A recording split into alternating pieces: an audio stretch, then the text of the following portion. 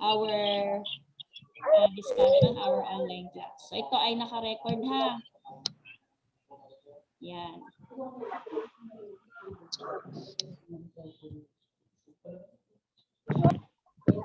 Tama sa tita. Okay. Next.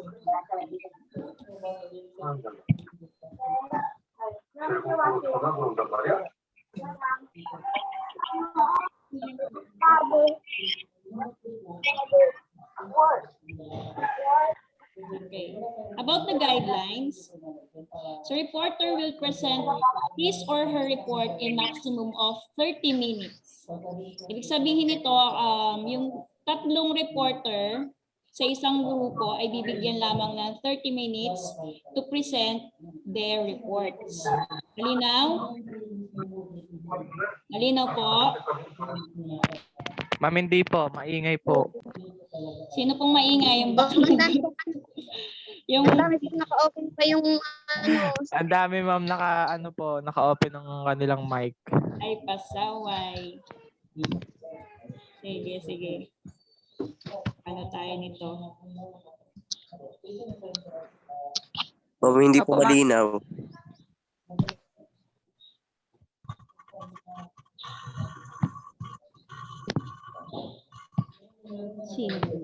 Mute. Lodi, i-mute ko lang ito. Hindi marunong mag-mute.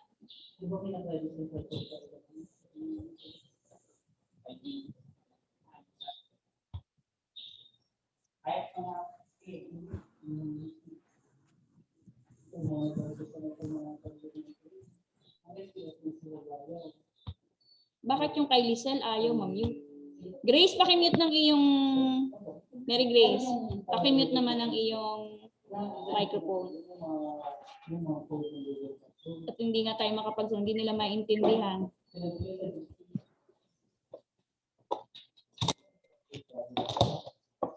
Madami pong naka-on na mga Kaya, Yung mga nasa baba, madami. uy, pakimute naman. Naman itong mga ito. Hindi tayo makakumpisa niyan. Nagagalit na si Madam.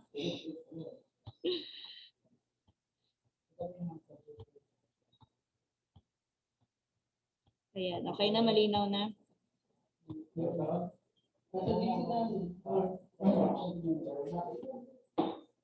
okay na. Okay na.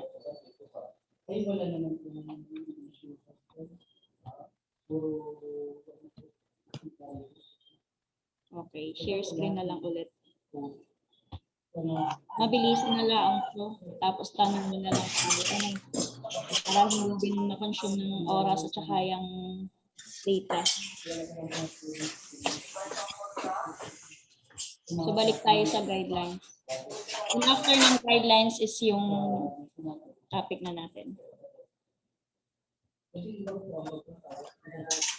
Ika na? Visible na ba?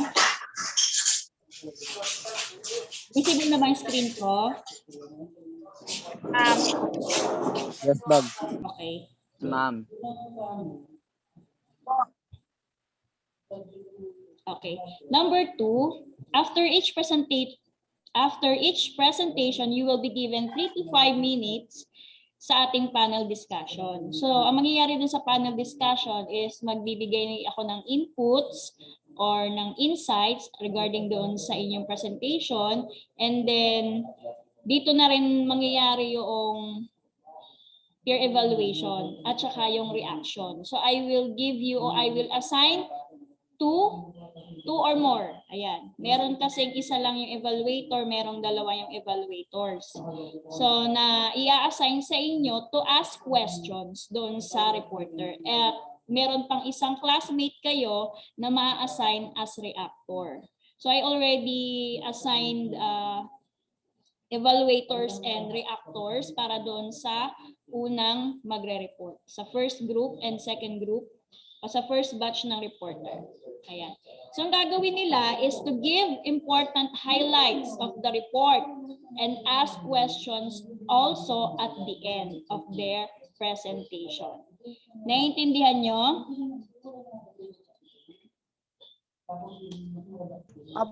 Po, ma'am. Okay, so malinaw tayo doon. Ano? At syempre, dapat thought-provoking questions din ang inyong ibibigay. I-encourage kayo ng panel na makapagbigay kayo ng questions.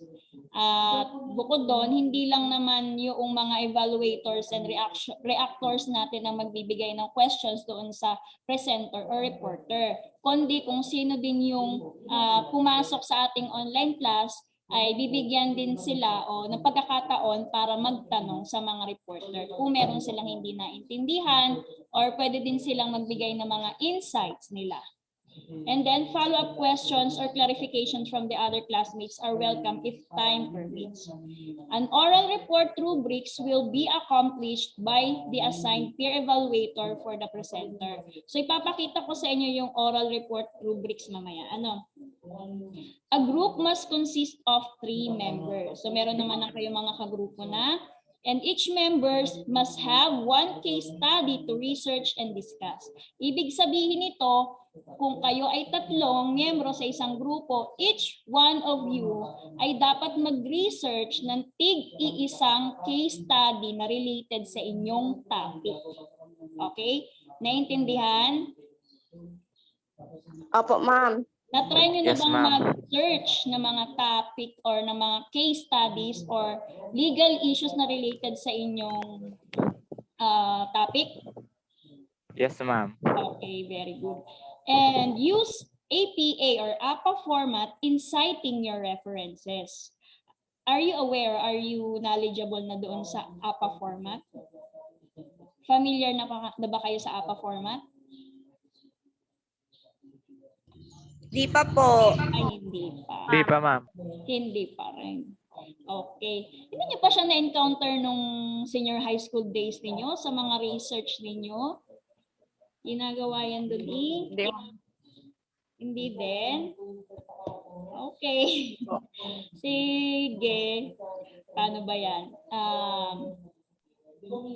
Meron kasi sa Google na pwede mong i-search kung paano gumawa ng APA format.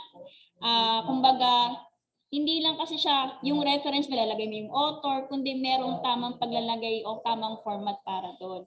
References must be valid and published. So since iniiwasan nga natin yung magka-copy-paste na lang tayo basta-basta kung saan-saan sa internet o sa iba't ibang site, dapat valid siya or na-publish yung article or yung ano na yun, yung information na yun. Kasi baka yung ni-research ninyo is peke o hindi valid yung information. Gawa-gawa lang. Okay? Theory lang. So mas maganda fact.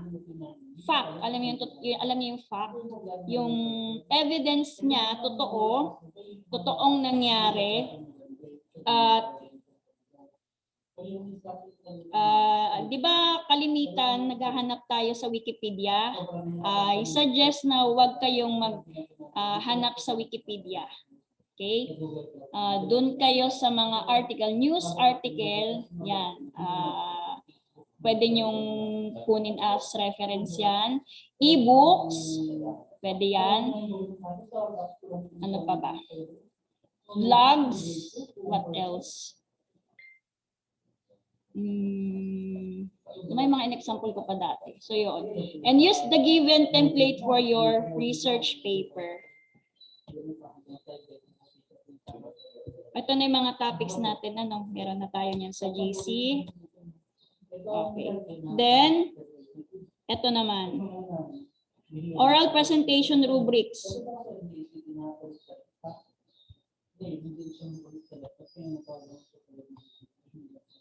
Ayan.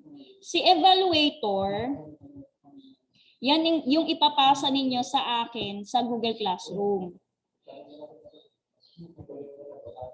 Kayo ang mag-evaluate doon sa mga reporter. Okay. So dito, name of reporter, syempre kung sino yung nag-present o sino yung nag-report, yun yung ilalagay yung name dito. Program, pakilagay dito BSHM at kung anong section. Subject, ayan, is already included na, given na. And then instruction, evaluate the reporter in terms of delivery, enthusiasm, audience awareness, ideas, and body language by using the oral report rubrics format. So yan yung criteria natin. And then ito yung rating niya. Kapag 5, 99 to 100, 4, 96 to 98, 3, 93 to 95, 2, 90 to 92, 1 is 87 to 89. O diba ang kataas? So walang babagsak din dito. Ano? Tick the box that corresponds to your evaluation and kindly indicate the numerical grade located in the description box. Okay. So delivery, the highest point is 5, equivalent to 99 to 100%. Holds attention of entire audience with the use of direct eye contact. Ibig sabihin, kapag nagsasalita siya o nagpe-present siya, naka-direct contact siya sa inyo sa camera. Okay? Seldom looking at notes. Ibig sabihin, hindi tumitingin o madalang siyang tumingin sa notes niya. Madalang siya magbasa. Speaks with fluctuation in volume and inflection to maintain audience interest and emphasize key points. So pag nagsasalita niya, ini-emphasize niya yung word na kailangan bigyan ng diin.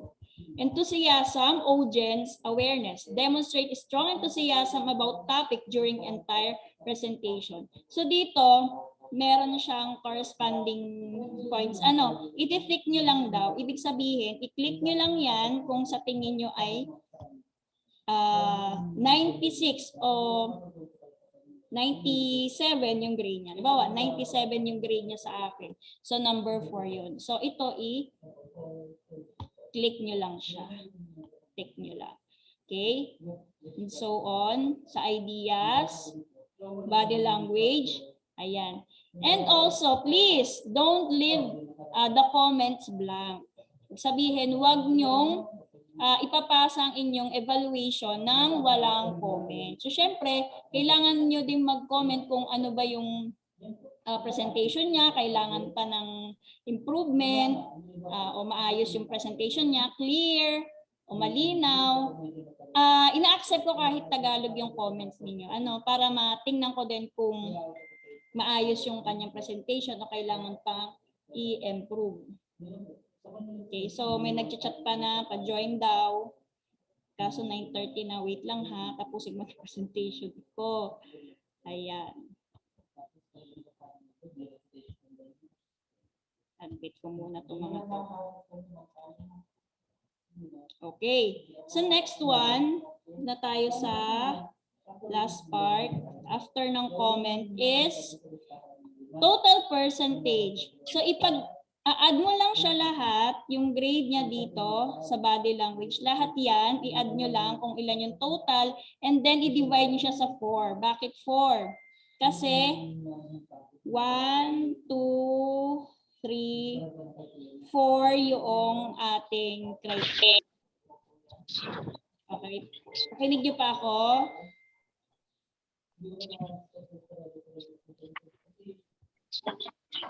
Linaw po.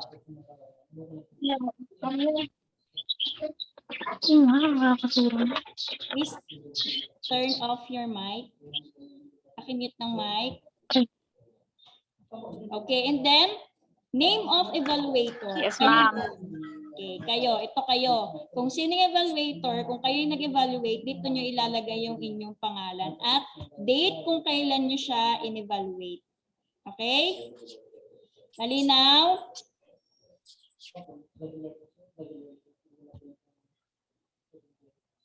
Malinaw po? Hello? Yes, ma'am. Yes po. For your answer. Yes, ma'am. Next one is, close ko na to. Do you have any question regarding with the peer evaluation? May tanong kayo sa peer evaluation? Malinaw na yon? Sabi nyo yan ha? Okay.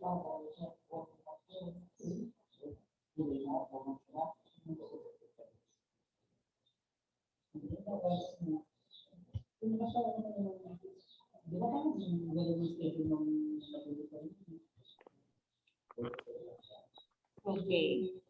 Sana. Balik tayo dito.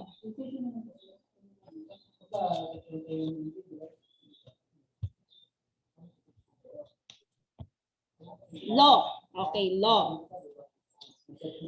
Let's have an overview first about the definition of law.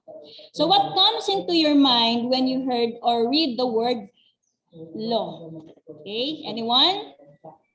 Ma'am. Okay po. Ma'am. Sino po yun? Please state your name and section.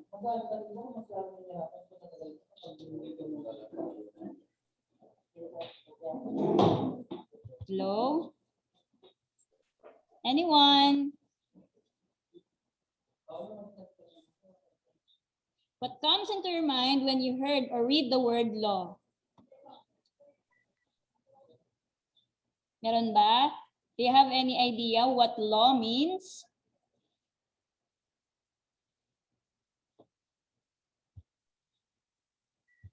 Batas po. Po?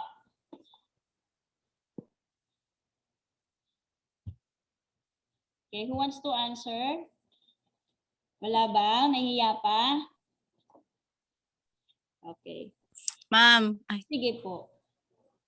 wala nga. Honesty. Ano ba yun? Honesty is the best policy. Ay.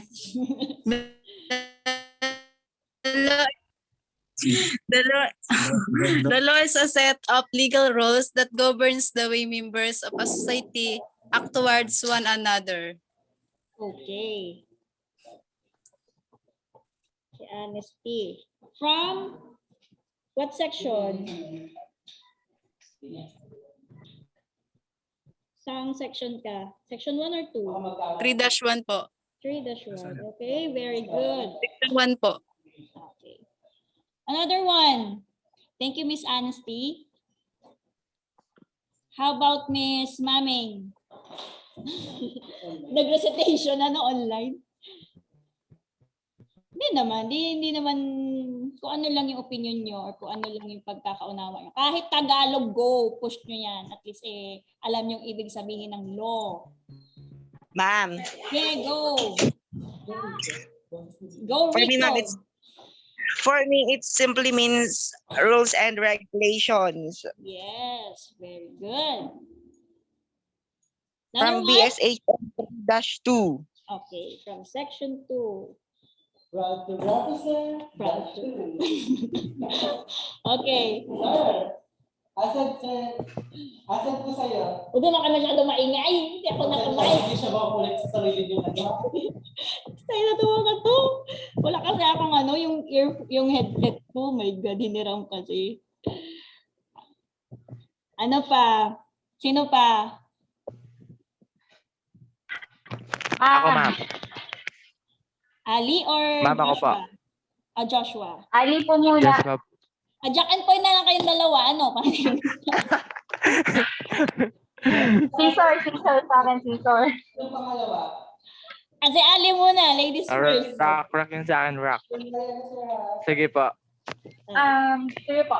Ma'am, law was implemented for the betterment of our nation. Ang law po is ginawa para sundin ang tao, para meron tayong batayan o steps kung paano tayo magiging mabuting citizen para sa ating bansa. Okay. Sunod ako, ma'am. Ma'am, ako sunod. Sige, wait lang. Si Joshua muna. Si Joshua pa. Sige, Joshua. It's your turn now. Nawala na si Joshua. Let's give way to Mr. Joshua Galvez. Opo, ma'am. Ma'am, eto na po. Sige na. Kiniclear ka ni Sir Finish. Fernan. Definition of matter of long-standing debate. It has been variously described as a science and the art of justice. Okay, very good. Ano daw? Ma'am, next week ako Next week daw magdi-discuss si Sir Nan sa inyo pag naayos daw yung laptop niya. Tingnan mo yung mga laptop namin nagkakanda, sira-sira. Sige po, ma'am. Sige, sir. Thank you. Ayun. Si Joshua, ano? Tapos yung isa, sino pa? Ali po. Sino? Ali daw, ma'am. Si Ali. Oh, Ali po. ano ko na nasulat ko na. Meron pa ba nga habol? Patry, ma'am, patry. O sige, Ellie. Law is implemented by the government to right, wait lang, ma'am, to right every human. Ma'am, ano pong tanong? Opo, ma'am. May sagot po, ma'am. Mind when you hear the word law. Ma'am, ako po. Ma'am, ako po. Ay, di tayo matapos dito. Sige, last na lang si Abby, ha? Sorry, Lloyd, ha? Next question ka na lang. Sige lang po. Sige. Yan. Abby, Ano nga? Nalimutan ko. yung meaning ng law para sa'yo. Law is a set of rules that society will follow. Will need to Yes. follow. Yes, very good. Ma'am ako, ma'am. Tama na, mamaya na hindi tayo matapos ito. So, it's clear na sa inyo, di ba? Sabi niyo nga, it is a science. Bagay ito yung mga panuntunan ng mga tao. Kung ano ba yung mga dapat at hindi dapat gawin natin. Diba? It is the science of moral laws founded on the rational nature of man that governs his free activity for the realization of the individual and social ends of life under an aspect of mutual condition dependence. So ang batas ay anumang alituntunin o patakaran na ginagawa o isinasagawa at binubuo ng mga politician o yung mga namumuno. So sila yung nag-create ng batas upang sundin natin para sa ikabubuti ng ating mamamayan. At ang mga ito ay mahalaga, di ba? So bakit mahalaga? Next slide. Uy, gumalaw ka.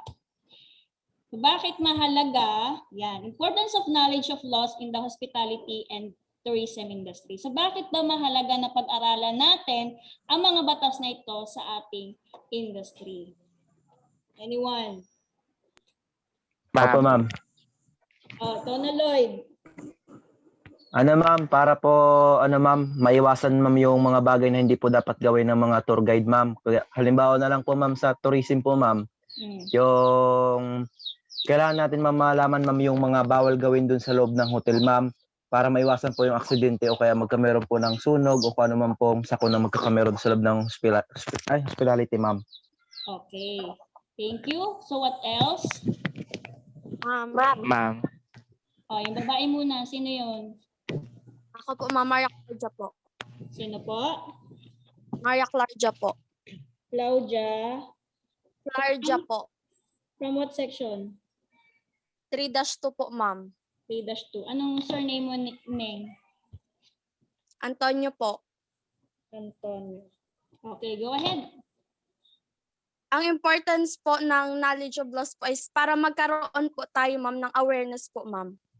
Awareness. Awareness. And then? Opo. Ma'am ako, ma'am. Nag-ano ka? Ma'am. Nag-e-echo, ma'am.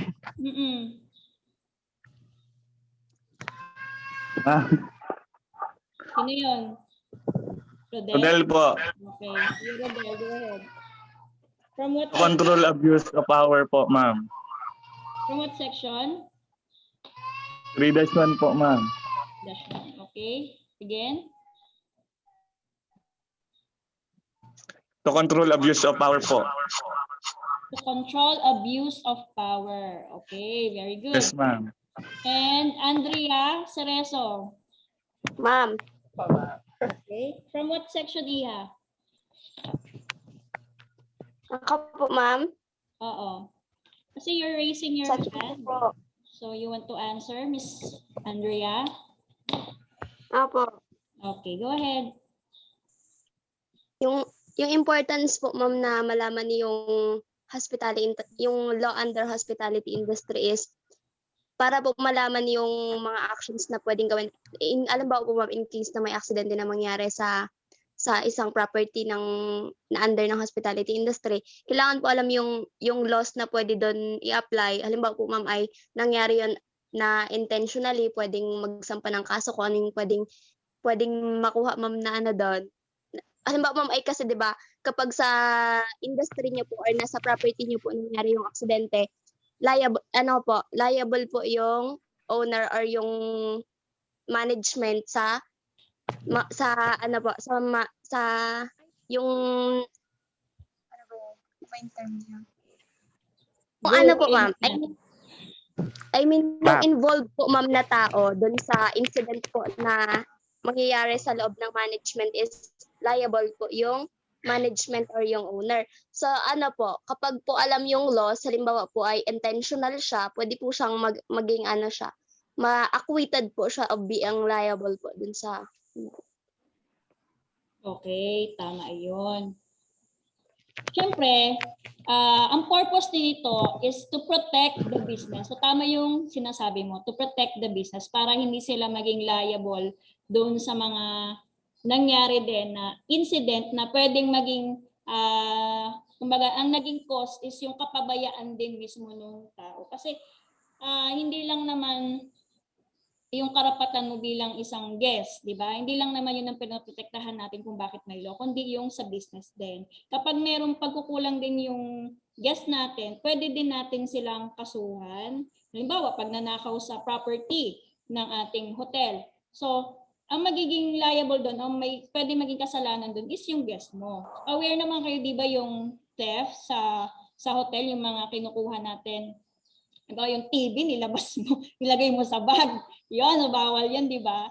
So that is considered as theft. So meron pa bang sasagot? Actually, yung mga i-discuss ko sana sa inyo is good thing at mukhang pinag-aralan nyo na or na-research nyo na yung mga itatanong ko din. Very good din yun. So mas na-lesson na rin yung mga i-discuss ko. Sabi nga, ang mga ito ay mahalaga sa pagpapanatili ng kaayusan ng isang lugar o bansa. Hindi lang naman dito sa ating industriya, kundi sa pangkalahatan lang. At sa pamamagitan ng mga batas na ito, nalalaman ng mga tao ang mga dapat natin at hindi dapat gawin. Kaya kasama ito sa curriculum ninyo. At para magkaroon kayo ng knowledge sa mga panuntunan ng batas. Okay, mas maganda na pinag-aaralan nyo ito habang kayo ay estudyante pa. Dahil hindi kayo masasamantala na ito, bago lang ito, wala pa tong alam sa batas. So hindi ka pa knowledgeable. So yun yung kagandahan ng curriculum ngayon. Unlike nung panahon namin nung ako estudyante pa, hindi pa namin ito pinag-aaralan. So napakaswerte ninyo dahil ito ay inasa curriculum na. Since kayo ay magiging future hoteliers. Ayan. At may iwasan din yung paggawa ng mga bagay na labag sa batas. Okay, next. Knowledge of hospitality laws protects the business reputation, as I have said earlier. Check ulit ang screen ko. Visible na? Apo, ma'am. Okay. Yes po. Oops. Ayan. So sabi nga, knowledge of hospitality law protects the business reputation. For example, hotels have to provide access to disabled patrons. So and if your business fails to comply, yung hindi nakapag-comply yung business na yun, yung isang hotel na makapagbigay ng access sa ating mga PWD o yung person with disability. So you could face lawsuit. So makakasuhan ka at makakapag-protest sila ng negative publicity. Alam mo yun, marami ng ganun na nadi-discriminate yung mga PWD natin sa mga institutions, so dun sa mga business, sa mga sa hotels o sa mga restaurants na hindi nag-accommodate ng mga PWD. Similarly, yung discriminating against people on the basis of sex, okay, race, religion, disability status, or age, yan, can draw unwanted negative attention. Sa Facebook, meron akong nakita doon o na-view doon na ang isang, I don't know kung anong nationality niya, naalala ko na. Indian. Since ang India ang highest COVID case sa buong mundo. Sila yung may mataas na kaso ng COVID dito sa buong mundo. Sa China, which is, ang China ang nagpasimula diba ng COVID. Meron tayo kasing merong mga ibang nationality doon na mga Indians nga na tinataboy nila, nakalagay mismo doon sa karatula sa labas ng pinto ng McDonald's na ang mga Indian people and also the black people are not allowed inside. Okay. So may mga gano'n na napaka-racist. Ang China isa sa racist yan. Kapag black people ka, they considered you as, yun nga, kasi maitim, dirty ka, gano'n. Kumbaga, ang turing sa'yo ay mababang uri ng isang tao. Ganon sila. And pag India naman, same din ang trato. So napaka ng China eh. Hindi naman sa ganun yung reaction ko sa kanila. Pero nakakaawa yung ibang nationality. Hindi nila ina-allow na kumain sa McDonald's because dahil lang sa kanilang dahil lang sa kanilang race o yung kanilang nationality. Ganun sila ka-discriminating. Ano pa? Staff members should understand what constitutes discrimination and should be aware of their legal obligation. So dapat kayo as a students, alam niyo kung ano yung obligasyon ninyo at kailangan nating irespeto yung mga ibang lahi din as consumer. Kasi sila, customer natin, consumer sila, guest or traveler. Dapat hindi tayo racist, hindi tayo nagdi-discriminate kung sino man yung ating guest. So ito kasi sila ay pinoprotektahan din ng batas. So pwede silang mag-file ng kaso sa inyo. At maaring hindi na mag-continue sa negosyo yung ganong establishment. Wala na, nasa na. Yan. A working knowledge of laws governing the hospitality industry isn't just a nice bonus piece of knowledge.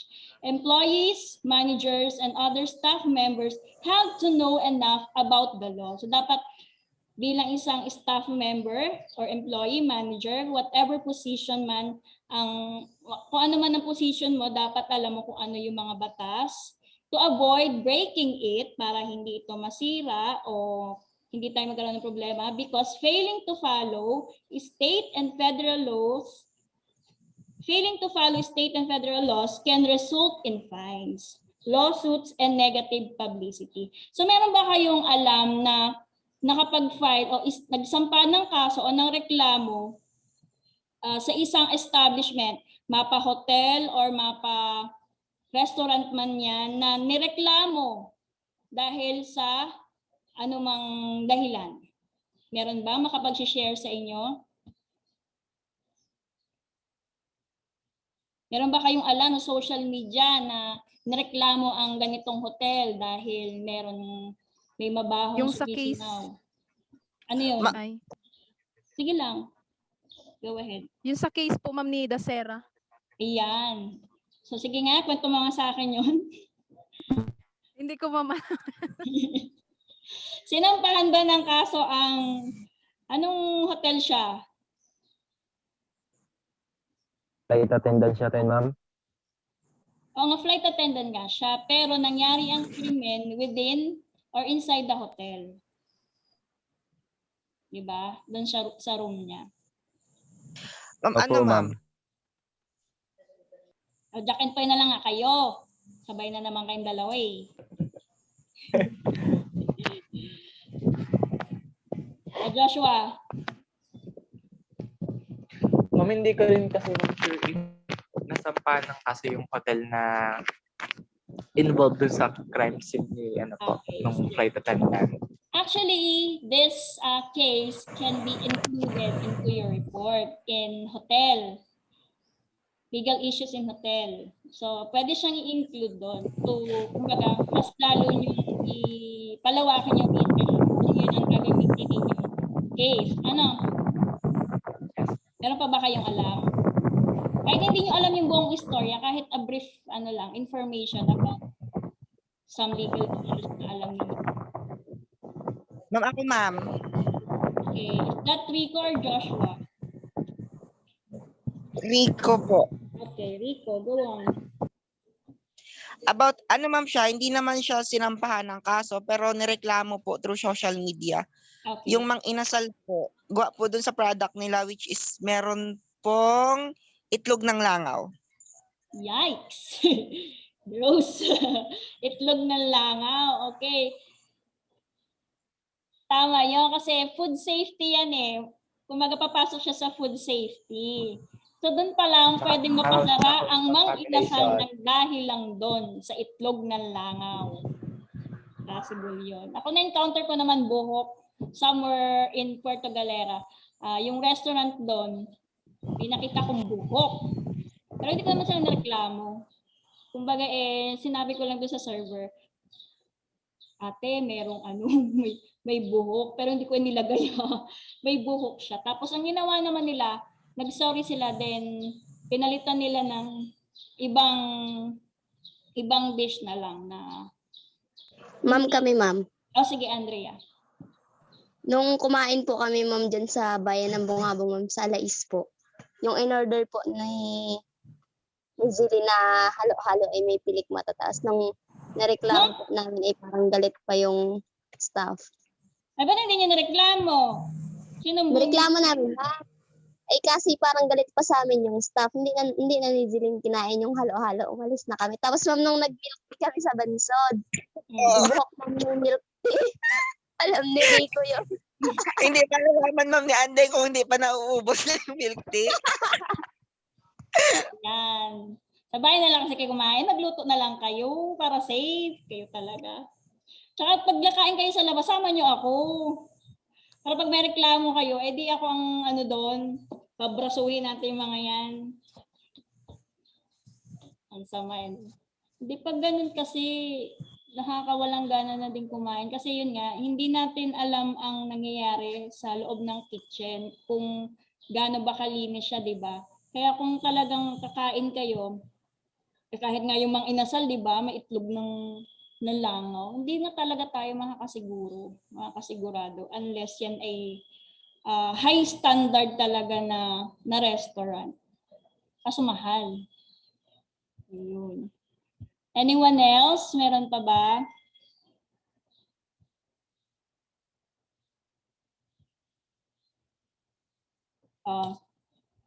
Na ulit. Next slide na tayo. Ayan. So ito yung napili kong topic na i-discuss sa inyo about the legal issues in entertainment. So kung napansin niyo, di ba nag-send ako sa Google Classroom ng sample ng report format, and then yung content ng report. So ito na siya, ginawa ko na siyang presentation. Nilagay ko na siya sa PowerPoint. So ang topic nga is legal issues in entertainment. So report abstract. This report tackles the legal issues stipulated in the entertainment industry of tourism. So malawak entertainment, kaya since hospitality and tourism tayo, so doon tayo nag-focus. So the paper presents example, mga halimbawa ng mga cases that can give understanding. Ano ba yung mga legalities na nakapaloob sa entertainment, sa tourism entertainment. And at the end of my report, the students rather should be able to, segue lang muna ako ng konti about sa objectives, learning objectives. When you say learning objectives, ano ba yung, or learning outcomes, ano ba yung mangyayari or ano yung kahihinatnan o matututunan ng mga estudyante sa aking lesson. Okay? Few ng mga estudyante ko kasi sinasagutan yung learning objectives or learning outcome. So which is not po. Okay. So wala namang concern. Yun nga, ako ang may concern. So yun. Pag sinabing learning objectives or learning outcomes, ito yung magiging o matututunan ninyo at the end of the lesson. So wag niyong sasagutan yung learning objectives. Meron kasing estudyante na nagsisend din ng objectives, sinasagutan niya yung mga yan. Okay, so hindi po yan sinasagutan. Yun lang naman. And number 1 is understand the possible legal issues in entertainment. Ano ba yung mga legal issues sa entertainment? So kailangan nyo siyang maunawaan. Distinguish the law in accordance with entertainment tourism. Discuss different perspectives about the legal issues presented. Ito na, this is the definition of terms. Entertainment destination. It is defined as a venue where people go to enjoy entertainment activities such as concerts, okay? BTS concerts, so yan yung mga pinupuntahan ng mga K-popers o yung mga may hilig sa K-pop, okay? So kapag nag-concert ang BTS, that is called... Ba't may nag-Chinese doon? YouTube yun, ma'am. YouTube. Ay, nag-segue ka YouTube, ano yan? May klase tayo. Makinig ka. Boses yun ni Donalyn Bartolome. Makinig ka dito, Iha. Siya ka. Huwag ka magkatanong-tanong sa akin dyan. Nasapapin kita. Ayan. Wala tuloy ako. Ayan, yung mga example ng entertainment destination. Yung mga concert, musicals, yung mga festivals, magic performance, circus, comedy sports events, theater, dancing, clubbing, and theme park visit. Have you experienced clubbing? Naka-experience na ba kayo mag-nightclubs? Yan. Yes, ma'am. Wow, social. Saan? Ma'am, hindi naman siya, ma'am. Ma'am, hindi naman sa dati kong, ma'am, pinapasukan ko po sa Oxy. Sige, baka alam ko yan. Sabihin mo. Hindi naman siya as in, ma'am, social na, yung pang mga high class na bar. Oo nga, baka napuntahan ko. Sa Grandia, ma'am. Oo, sabi ko eh. Yan.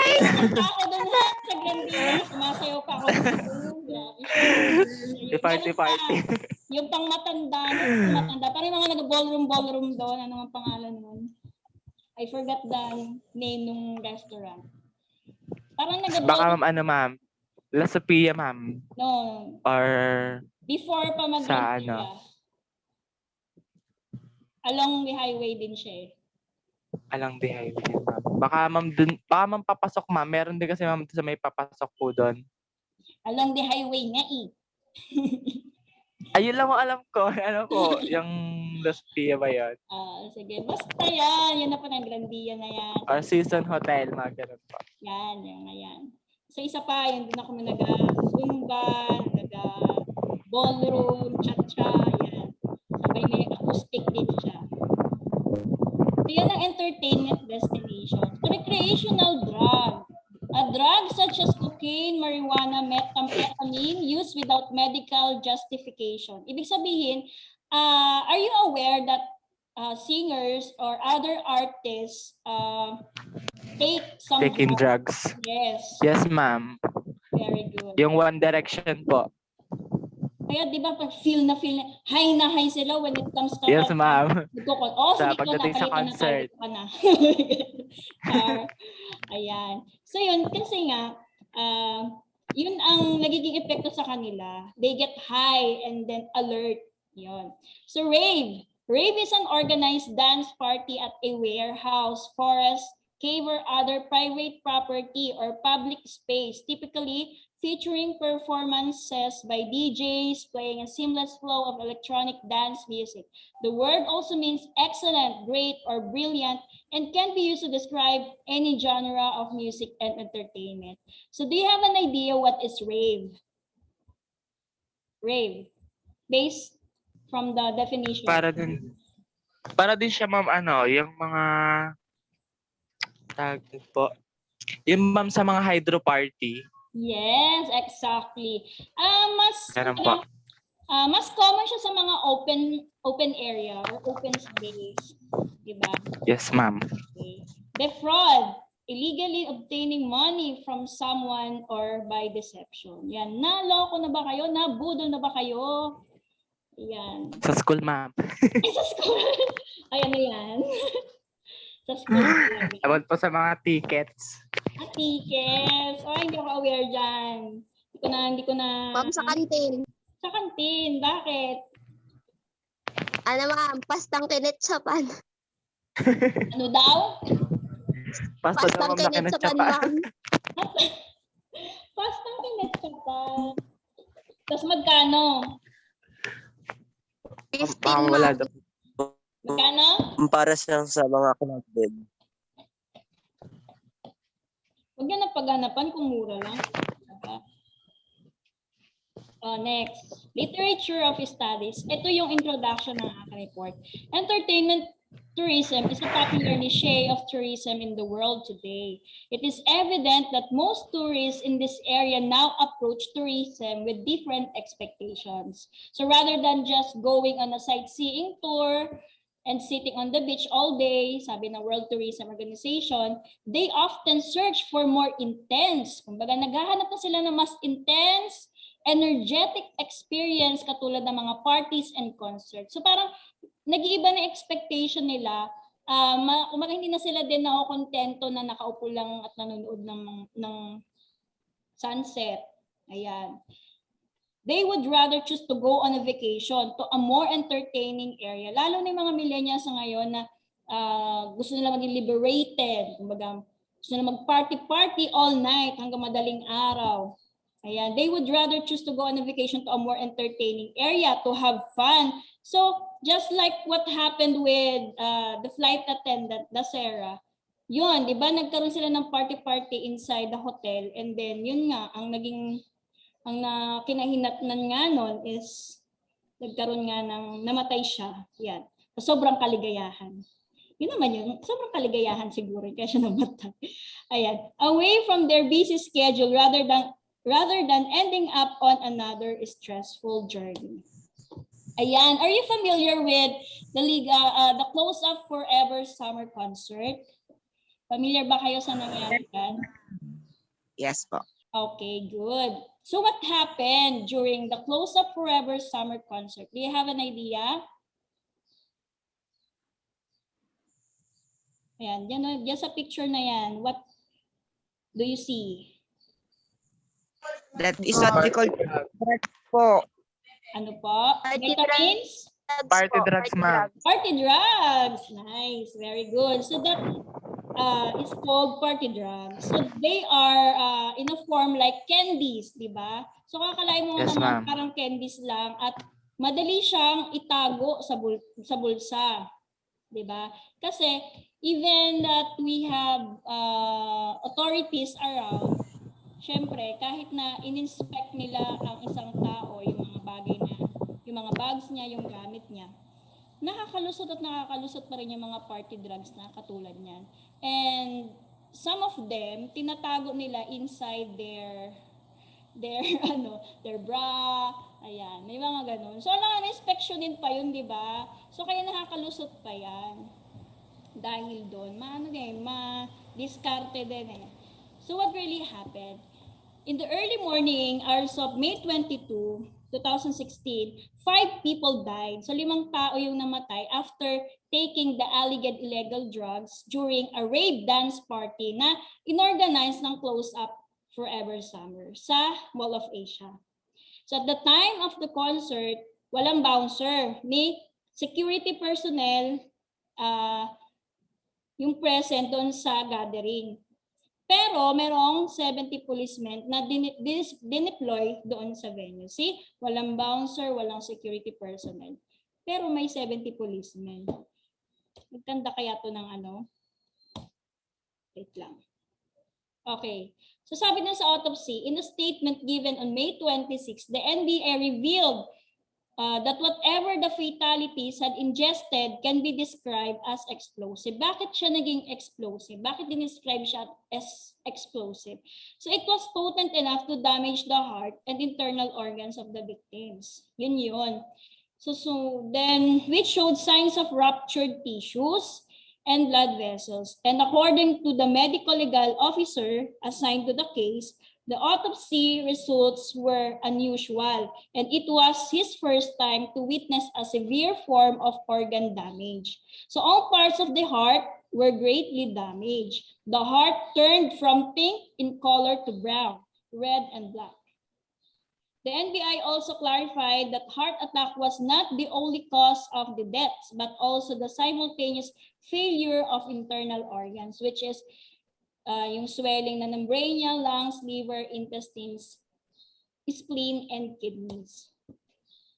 So noong June 7, the PNP Crime Laboratory confirmed that the amphetamine-based metabolites paramethylcyamphetamine and methylenidiocyamphetamine were found in the bodies of Migawa and Miller. In addition to traces of methylendioxythinone found on Migawa. Hirap i-pronounce naman nun. Ayan, suspect.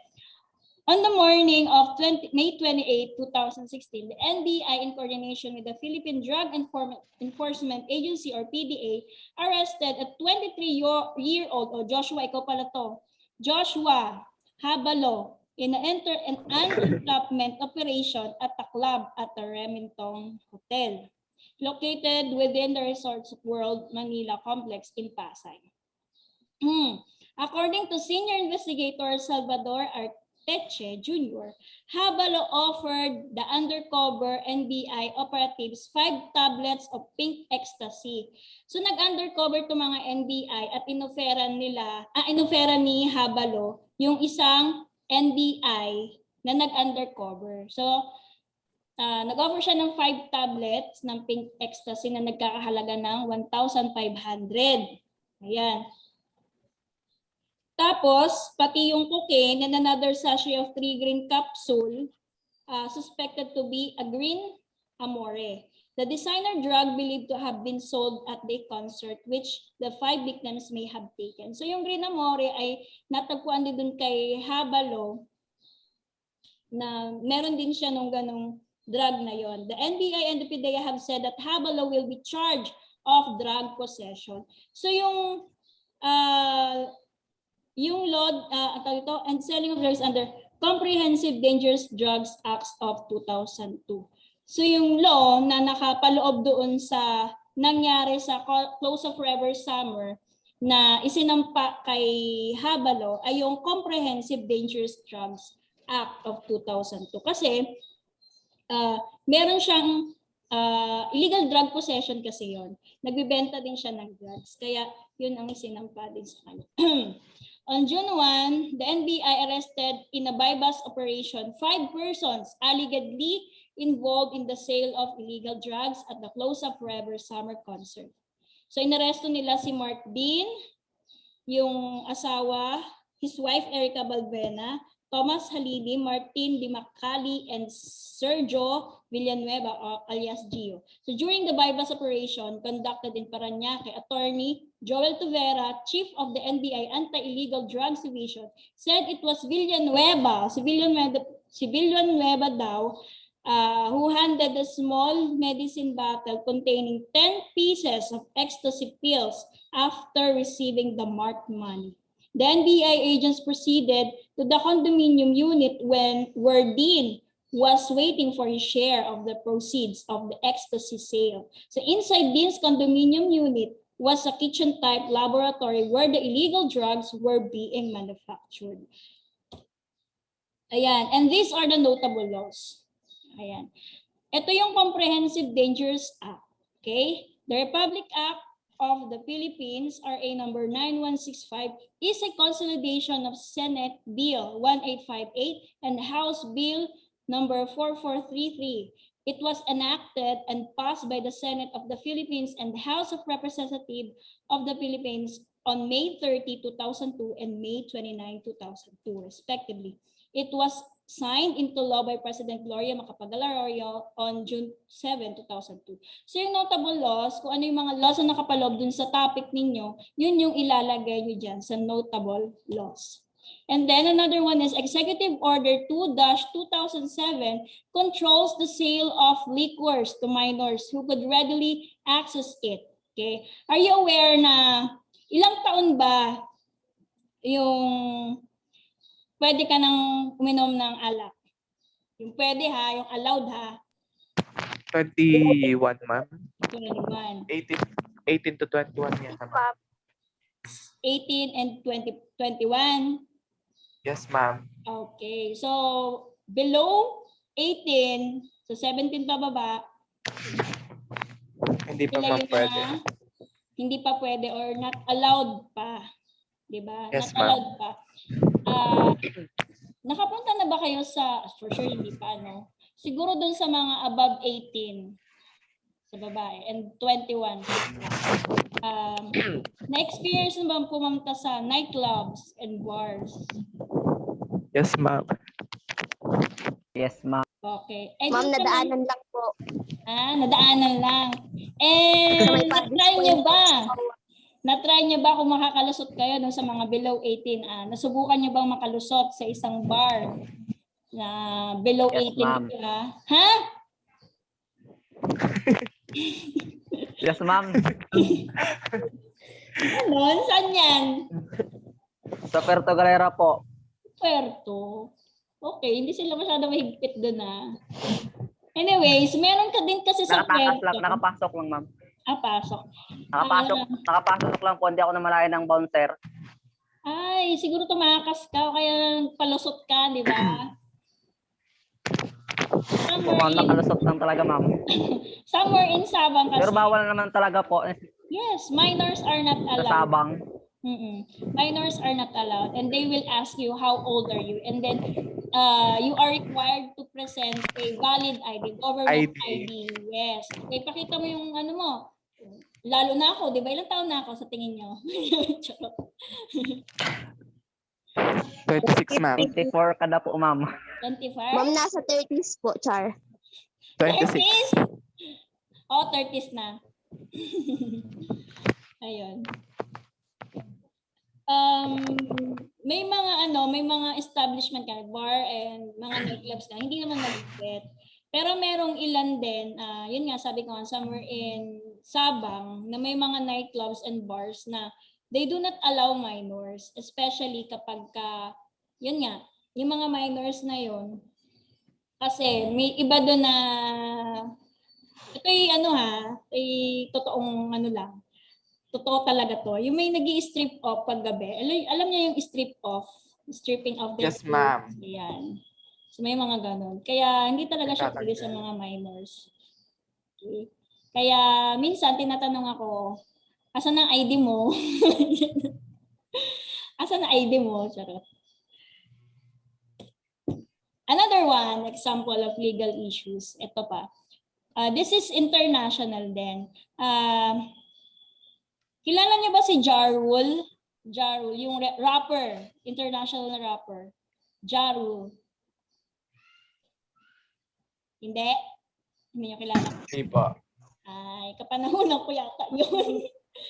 Sige. Fire Music Festival happened, saan ba to? Yan. The festival... Yan ba, ma'am, yun? Ano po?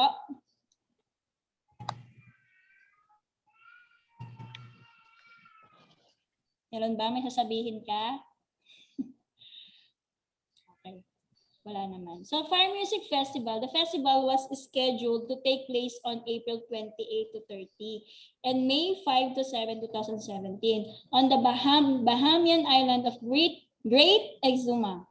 Fire Festival was a failed, fraudulently marketed luxury music festival founded by Billy McFarland, the CEO of Fire Media Incorporated and rapper Ja Rule.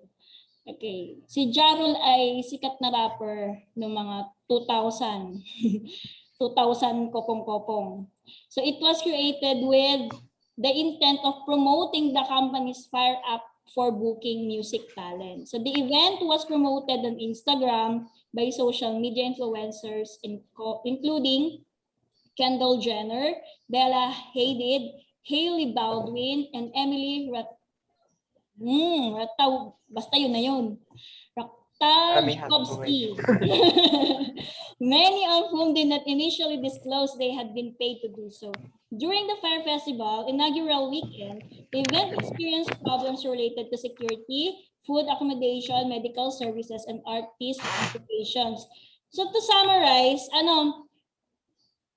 in-expect kasi nung mga umattend kasi mamahalin yung ticket, napakamahal ng ticket. And then, syempre, luxurious, bongga, social. So, yun yung pre-nomote nila sa social media. So, expectation versus reality, ang nangyari, nung dumating doon, yung mga guests nila or yung mga attendees nila, nakarating sila doon sa isang island na puno ng mga tent. Alam niyo yung tent ng mga, tawag dito, ano nga tawag doon sa mga center, yung evacuation center. Yung mga ganun, tent ng mga evacuees. Ganun yung dinatna nila. So walang pagkain, walang tubig. Nag-intay sila doon hanggang gabi. Nasaan na yung luxurious island na ating nabook, yung binili nating ticket. So kaya inireklamo si Farland na nanloko siya. Yun nga yung fraud. Nanloko siya. So $1 million yung kanyang nakuha doon. So siya ay nasentensyahan ng 6 na taon na pagkabilanggo. The organizers became the subject of at least 8 lawsuits, several seeking class action status, and one seeking more than 100 million in damages. O diba? Sinisingil siya ng ganung kalaki dahil sa mga damage na ginawa niya. So the cases accuse the organizers of defrauding ticket buyers. So 2 documentaries about the events of the festival were released in 2019. So ito yung mapapanood ninyo sa YouTube. Try to search Hulu's Fire Fraud and Netflix Fire, the greatest party that never happened. So maintindihan nyo kung bakit never happened yung title. Kasi nga, wala naman talaga nangyaring festival. Talagang yung nabudol talaga, na-scam talaga sila doon. At ang kanilang pagkain ay nakapak lang. It was also featured on an episode of the CNBC series American Greed in 2019. Ano lang yan, bago lang yan. In this paper, so this is my conclusion. In this paper, I only focus on legal issues regarding with music festival events. But there are also a lot of illegalities, diba? Napakaraming illegalities na nangyayari sa entertainment tourism na hindi pa na-explore. So it is evident that the use of recreational drugs is popular hindi lang dito sa Pilipinas, kundi lalong-lalo na sa ibang bansa. So also we should assure the legalities of an event if they follow the right protocol, requirements, and permits needed to legally operate. So tanong ko lang sa inyo, maiwasan ba natin ang mga party goers, especially young adults, na gumamit ng party drugs? Yes, ma'am. Sige, Rico, bakit? Ano ma'am yun? Kung maiiwasan po? Oo, maiwasan ba natin? Kung maiiwasan, paano natin maiwasan? Ano ma'am, if ever na tayo sa sarili natin hindi maiwasan, kung pupunta po tayo sa isang party, dapat po yung organizer ng party, dapat po may sapat na knowledge kung paano po ang magiging flow nung party or nung event mula umpisa hanggang dulo. Ibig sabihin po, kung ayaw niya magkaroon ng ganyang issue, dapat po sobrang higpit ng security niya. And then, yung na-orient po lahat bago umattend ng party po. Ganun po. Exactly. Very good. Hindi natin kasi maiiwasan na gumamit. Actually, hindi natin maiiwasan na gumamit ng mga party goers ng mga party drugs na yan. Kasi kahit... Wait lang. Mawawala. Kasi kahit na ipagbawal natin yan, may pupuslit at may pupuslit din. So do you think, kailangan ba nating pahintulutan na lang yung mga ganong gawain na yun? Pahintulutan na lang natin yung mag-take ng party drugs kasi ganun din naman, tatago lang din naman nila yan, magti-take pa rin naman sila niyan. So what's the sense? Diba? What do you think? Ma'am, Ma'am. Okay, Andrea. kung ano po, kung gusto po na ma-prevent yung mga gumagamit ng party drugs, dapat ma'am yung unang-unang ginagawa doon ma'am is kung sino yung nagpo-produce po nun ma'am, dapat yun yung unang-unang mapuksa para matigil yung pag-produce ng party drugs. Okay, very good. That is one of the solution. Thank you for your recommendation. So here's my recommendation rather. Event organizers and festival goers must be properly educated. So as mentioned by Rico, sabi nga, i-orient. It is vital to provide public information on the risk associated with recreational drugs and impose restrictions on party goers. So that is my recommendation. So kung i-allow natin ito, we have to give them the effects kasi ng party drugs is you will feel dehydrated, uhaw na uhaw ka kasi you are so high, andyan you perspire a lot, pinagpapawisan ka ng todo. So you need to have, o kailangan mag-offer ka doon ng water at syempre dapat yung mismong lugar kailangan din ng hangin. Hindi ganun ka exhausted yung lugar na yon. Kasi kapag na-dehydrated ka na, yun yung isa sa nagiging cause kung bakit nagiging iba yung epekto ng party drugs based on my research. Okay? So yun. So these are my references. So you can check it out sa CNN Philippines. Ano pa? And then I have this book. Wait. Philippine Tourism Laws. And this one is available in our library. If you can, pwede ba pumasok doon? Ayan. And then laws in the hospitality industry. So we have available ebooks din naman kung masi-search ninyo. Try to research lang ng mga ebooks and articles sa online or sa Google. So kahit sa anong site. Actually, yung iba is nakita ko din sa YouTube. Iba-iba din ang aking mga pinagsisearchan eh. May YouTube ako, meron din ako sa Google, and then yung mga sinend ko sa inyo yun. So it will help you a lot to gain or to have more reference. So yun lang naman. Dito sa mga news articles. So that's the end of my presentation. So yun lang yung magiging flow ng ating, ayan. So yun ang magiging flow ng ating discussion o ng inyong report. So kung mapapansin nyo, di ba, may mga times naman na nagtatanong ako, dahil ako yung nagdi-discuss. Pero kapag kayo na magdi-discuss, ang question and answer portion ay at the end of your presentation. Para hindi kayo ma-interrupt at para hindi mawala hindi kayo mawala sa inyong discussion. So, pagkatapos ng inyong presentation, dun lang tayo magkakaroon ng panel discussion. Actually, yung ginagawa ko kanina, that is the panel discussion, yung merong tanungan. So, kayo yung tatanungin ko doon. Tatanungin ko kayo, ano naman yung recommendation mo about dun sa nangyari doon sa Fire Festival? So, yun yung mga example ng tanong. So, kailangan you do a lot of research doon sa topic na inyong i-discuss. So, do not settle in one case study lang din. So, kailangan magbigay din kayo ng other examples na legal case or legal issues ng inyong topic. Okay? Then yung, if the evaluator should listen carefully and understand the presenter discussion kasi ini-evaluate mo kasi siya. So tingnan mo kung malinaw ba yung kanyang pagsasalita, meron bang body gestures, hindi ba monotonous yung salita niya o kaingga-ingga niya ba yung kanyang presentation. Tapos na ako. So yun lang naman. Do you have any question? Andrea? May gusto kang- Wala po, ma'am. Wala. Okay, sige. So, yun yung magiging flow lang ng inyong report. Question? Ma'am, may tanong lang po. Joshua. Ma'am, paano po yung sa akin, ma'am? Mag-isa lang po akong reporter. Isa ka lang reporter. Ay, wawa naman. Teka lang.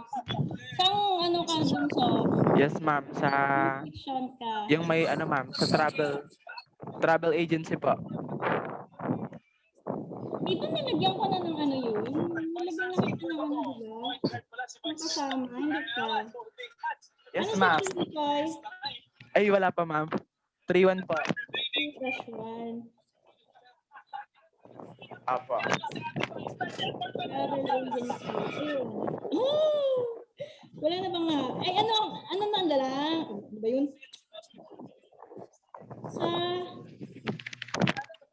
Andiyan ba si Ellie? Andito ba si Ellie?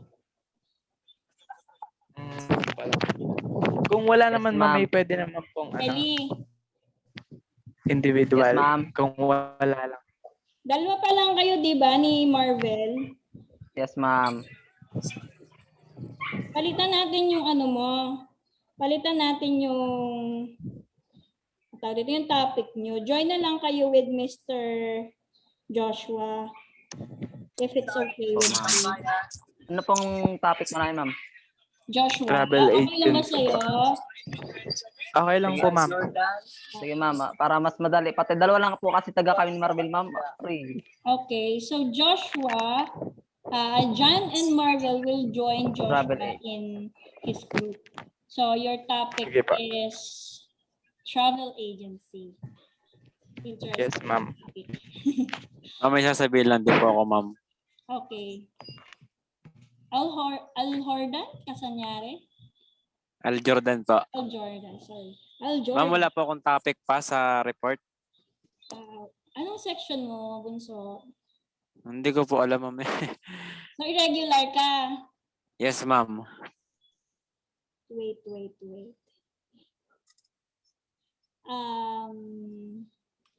Nag-PM ka na ba sa akin?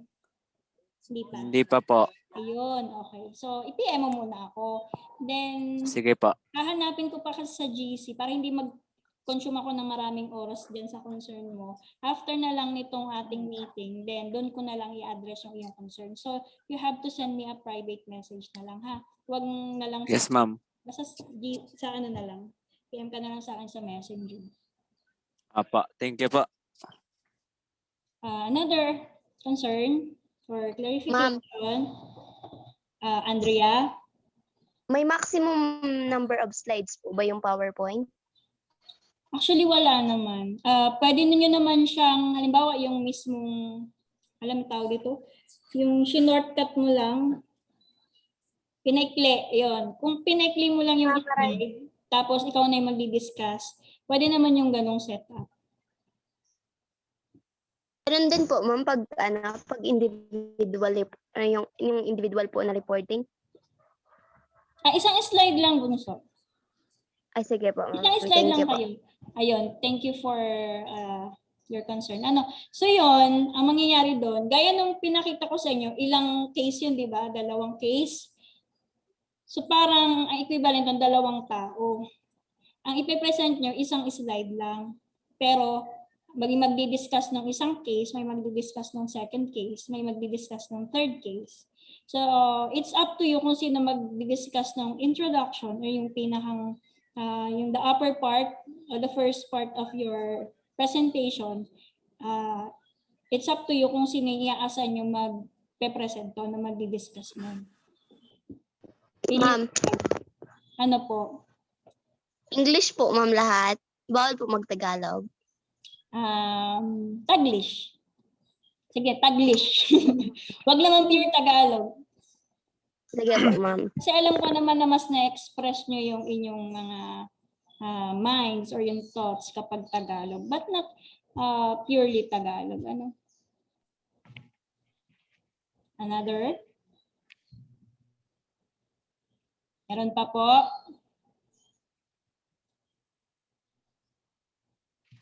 Uy. Joshua, may tanong ka? Ma'am, about doon ma'am sa ano po, evaluator po. Kami na rin ma'am pipili kung sino po ang ano. Ay, okay. Sino yung first batch? First batch. Si Hotel. Diba? Si Hotel yan yung mga first batch. May food and bed. Ano pa nga yun? So, yung first batch na mag-report next week, ay may kanya-kanya akong inassign na evaluator and reactor. Sa 3-1 pa lang ako nakapag-assign. O meron na ba ako na-assign sa 3-2? Sa section 2 ba, meron na ako na-assign? Wala pa? Meron po ata kay na Davy. Okay. So yan lang muna yung inassign ko, yung the first batch. And then yung iba, ako na rin ang magpipili. Sige Ako po. na yung pipili. Ha? Thank you ma'am. Okay. Another question? Who else? Pakit ng pakit si Rico, oh. Ano yan? Di, okay lang. Tama, nag-off tuloy ng cam. Ano, meron pa? Kung wala na, you may turn on your camera and let's have a class picture ulit. The survivors of our class. Yun, patingin nga kung fresh pa. Daw. Yun. Hi, Karen. Kumusta ang negosyo mo, Karen? Ayos naman po. Okay, let's take a picture. Are you ready? Everyone, please turn on your camera.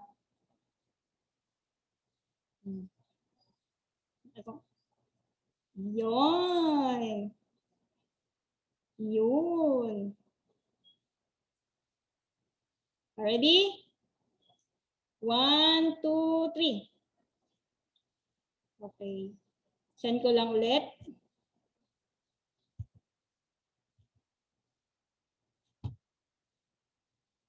Another one. Sana na, sana. Doon naman sa isa pa. 1, 2, 3. Ay, late na nag-open ng camera. Ulit. 1, 2, 3.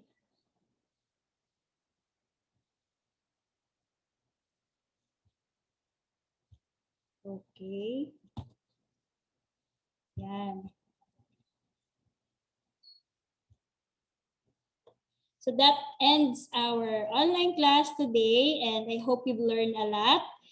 And if you have other questions or concerns na hindi nyo masabi dito, then you can send me a private message in my messenger. Okay? Thank you and God bless. Goodbye. Thank you ma'am.